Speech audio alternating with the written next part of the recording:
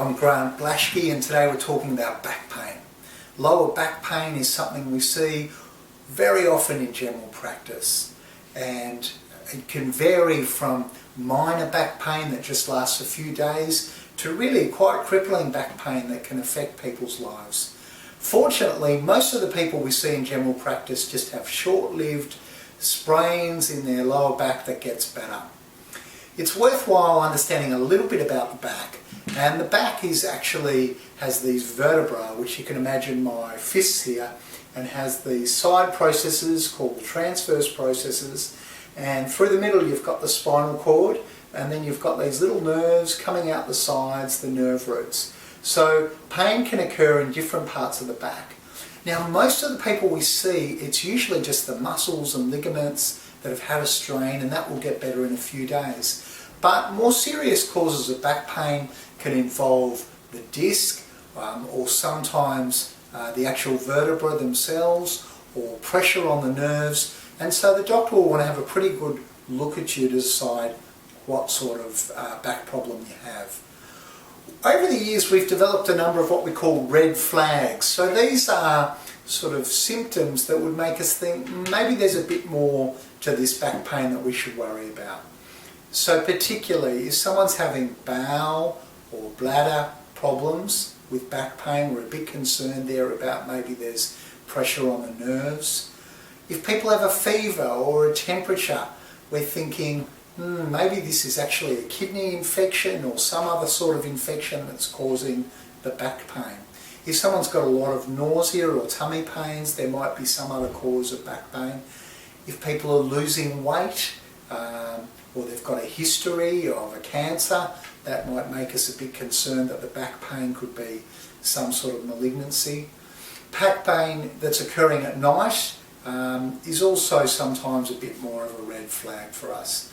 So none of these are rock solid, but they just give us a clue to maybe we need to look a bit further. So if you go to the doctor, they're going to do an examination, look where you saw, have a look what your mobility is like, have a look if there's any pressure on the nerves. They might check your reflexes as well to see how all that's going. They might want to do some investigations, but generally there's not a whole lot of value in doing x-rays and blood tests and things if it's minor back pain. In more serious cases we will possibly do an x-ray, maybe a CT scan or even an MRI scan to have a really good look at what's going on with the discs and the nerves, and that's very important. So who gets back pain? I mean, anyone can get it, but there's some particular diseases which put you at risk. Osteoarthritis or any of the arthritises can cause back pain. Osteoporosis, which is thinning of the bone, and if the bones fracture, that obviously can cause major back problems. Some people are just born with structural problems in their back. They might have a curve in their back, what we call kyphosis, that puts them at risk of back problems. There's some other sort of things that can really set off people's backs. Being overweight puts a lot more pressure on our backs. Our lifting technique, particularly in workplaces, or twisting and lifting at the same time. See quite a lot of new parents who've been picking up babies, they can do their lower back. Being pregnant puts a lot of strain on the back. Also, a lot of emotional stress can also cause back pain, sort of tightening up of the muscles. And clearly an injury or a fall can injure someone's back. So there's quite a lot of things that we can suggest for treatment. In the first few days, resting the back is fine. If it's really bad, you might just lie in bed with a couple of pillows just for a couple of days. And we recommend ice, not directly on the back, usually wrapped up in a towel for the first couple of days, every couple of hours. But the real trick then is to get back to activity as soon as you can after those couple of days, to start walking, to be moving around, to try and get that rigidity in the back moving. Medications, it's good to take some painkillers if you're in pain. Paracetamol or ibuprofen are good. I recommend taking them regularly rather than waiting to be in pain. There's anti-inflammatory medications like diclofenac is particularly good, but you need to be careful that that doesn't upset the stomach. So people with a history of stomach ulcers or those sort of problems need to be especially careful to have those tablets with food and not to lie down straight after they have them. Some people's backs go into a real muscle spasm, and I find diazepam very helpful as a muscle relaxer. So we're not using the diazepam for any sort of psychotropic properties, for any mental properties. We're using it as a muscle relaxant, and that can be very helpful.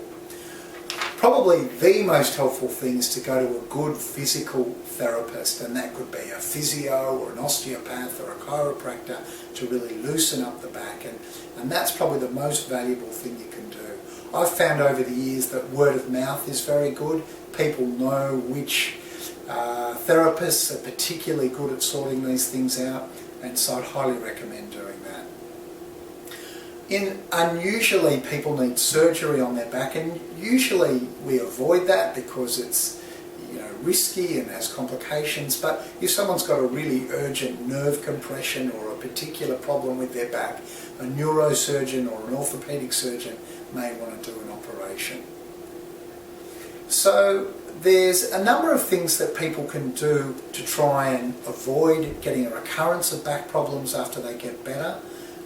Having a look at your work setup, how you're sitting, how your computer's positioned is very important. If you work on a computer, a lot of companies now have occupational health and safety officers who can make sure the setup's good.